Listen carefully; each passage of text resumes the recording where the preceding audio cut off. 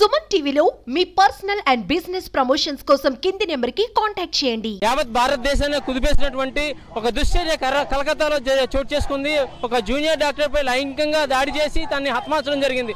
అటువంటి క్రూరమైన మృగాలు ఉన్న ఈ దేశంలో మనం ఉన్నామని చెప్పేసి ఈరోజు విశాఖపట్నం మధురవాడ సమీపంలో ఉన్నటువంటి గాయత్రి మెడికల్ కాలేజ్ యొక్క సిబ్బంది, అలానే డాక్టర్స్, అలానే ఒక మెడికల్ కాలేజ్ స్టూడెంట్స్ కూడా ఈరోజు స్వచ్ఛందంగా వచ్చి వారి యొక్క నిరసన తెలియజేస్తున్నారు. క్యాండిల్ ర్యాలీ ద్వారా వారికి ఆ యొక్క అమ్మాయికి, ఆ జూనియర్ డాక్టర్ ఎవరైతే కలకత్తా అమ్మాయి ఒక మృగం చేతిలో నలిగిపోయిందో ఆ అమ్మాయికి ఖచ్చితంగా న్యాయం జరగాలంటూ వీళ్ళు అందరూ రోడ్డుకెక్కి ఈ రోజు క్యాండిల్ ర్యాలీ నిర్వహిస్తున్నారు. ఒకసారి వారి మాటలో తెలుసుకుందాం. నా పేరు డాక్టర్ లక్ష్మీతేజ అండి. ఇక్కడ సర్జన్ గా చేస్తున్నాను గాయత్రి మెడికల్ కాలేజ్ లో. నిన్న నిర్భయ, ఇవాళ ఆర్జీకర్ మెడికల్ కాలేజ్. దానిలో పల్మనాలజీ పీజీ రెసిడెంట్స్ అంటే చాలా కష్టపడుతూ ఉంటారు. అసలు మేము ఆ దశ దాటుకొని వచ్చాము. మాకు కూడా 2 గంటలకి 3 గంటలకి రౌండ్స్ ఉంటూ ఉంటాయన్నమాట. సో ఏంటంటే అలాంటి టైంలో సేఫ్టీ లేకపోవడం అనేది నిజంగా అసలు దట్స్ ఇంజస్టిస్. ఓన్లీ డాటర్ వాళ్ళకి, అమ్మాయి పాపం కూతురు పల్మనాలజిస్ట్ అయితే తిరిగి వస్తుందని అనుకున్నారు వాళ్ళు. బట్ అనుకోకుండా ఇలాగా జరగడం చాలా బాధాకరం. అసలు మేమే చాలా ఎమోషనల్ అయ్యాము. వాళ్ళ సిచ్యువేషన్ తలుచుకుంటుంటేనే చాలా బాధగా ఉంది. నిజానికి అసలు మేము ఇంత కష్టపడుతున్నాం కాబట్టి మేము డిమాండ్ చేస్తున్నాము. We want justice and we want safety first thing. ఎందుకంటే సర్వ్ చేస్తున్నామంటే మాకు సేఫ్టీ కావాలి అండ్ మా డిమాండ్స్ అన్నీ ఫుల్ఫిల్ అవ్వాలి. అండ్ ఆ అమ్మాయి ఫ్యామిలీకి కూడా కొంచెం జస్టిస్ జరుగుతుందని కోరుకుంటున్నాము. కల్ప్రిట్స్ని వెంటనే పనిష్ చేస్తారని, సిబిఐకి వెళ్తుందని అనుకుంటున్నాను. నమస్తే, నేను డాక్టర్ విష్ణు, గాయత్రి విద్యా పరిషత్ మెడికల్ కాలేజ్లో రెస్పిరేటరీ మెడిసిన్ డిపార్ట్మెంట్, పల్మనాలజీ డిపార్ట్మెంట్లో అసిస్టెంట్ ప్రొఫెసర్గా పనిచేస్తున్నాను. ఇవాళ ఈ దారుణ హత్యకు గురైన పోస్ట్ గ్రాడ్యుయేట్ ఎవరైతే ఉన్నారో ఆవిడ మా డిపార్ట్మెంట్లోనే ఆవిడ పనిచేస్తూ ఇలా ఇబ్బంది పడడం అనేది చాలా బాధాకరం.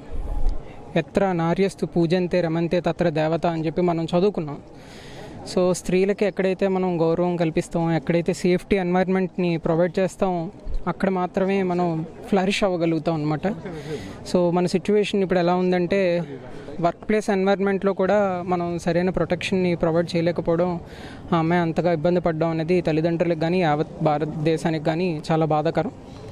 అయితే మన దేశానికి రేపు ఇండిపెండెన్స్ డే అని, కానీ ఈ ఉమెన్కి అసలు ఇండిపెండెన్స్ అసలు వచ్చిందా అన్నట్టుగా ఇప్పుడు పరిస్థితి అలా ఉందన్నమాట. సో సేఫ్ ఎన్వైర్న్మెంట్ ప్రొవైడ్ చేయాలి. సో ఉమెన్ని ఎక్కువగా మనం ఎంకరేజ్ చేయాలి. వాళ్ళని మనం ప్రొటెక్ట్ చేసుకుంటేనే తప్ప మన దేశాన్ని ముందుకు తీసుకెళ్లే పరిస్థితి అయితే లేదు. నమస్తే అండి, నా పేరు డాక్టర్ సోమశేఖర్. నేను ప్రొఫెసర్ ఇన్ ఆర్థోపెడిక్స్ అండి, from Visakhapatnam Gayatri medical college. మన ఒక సాటి కొలీగ్, ఒక ఆడపిల్ల, ఒక లేడీ డాక్టర్, వాట్ ఎవర్, అంటే ఒక డాక్టర్ అయినా, ఒక ఆడపిల్లే మన కూతురే, మన చెల్లెలే, మన అక్కే అని భావించాలండి. ఎక్కడో జరిగిన కోల్కతాలో ఇక్కడ ఇంతమంది నిరసన చేస్తున్నారంటే ఆ కమిట్మెంట్ మీరు అర్థం చేసుకోవాలి. ఎంతో కష్టపడి ఇంత దూరం వచ్చాము, ఊరికనే రాలేదు. 12 సంవత్సరాలు కష్టపడితే కానీ ఆ పొజిషన్కి రాము. ఎందుకు వచ్చామో, ఒక పక్కన సాటి ఒక మనిషికి హెల్ప్ చేద్దామని, ట్రీట్ చేసిన వాళ్ళే, చుట్టుపక్కల వాళ్ళు మనకు హెల్ప్ చేయకపోయినా, ప్రొటెక్ట్ చేయకపోయినా ఇట్లాంటి దారుణాలు జరుగుతూ ఉంటాయి. ఒక ఆడపిల్లని మనం కాపాడుకోలేము అంటే మనం ఇండియాలో ఉంటున్నాము, ఒక డెమోక్రటిక్ కంట్రీ అని చెప్పుకుంటున్నాం. రేపే మళ్ళీ ఇండిపెండెన్స్ డే అని మనం సెలబ్రేట్ చేసుకుంటున్నాం. పర్పస్ ఏంటి?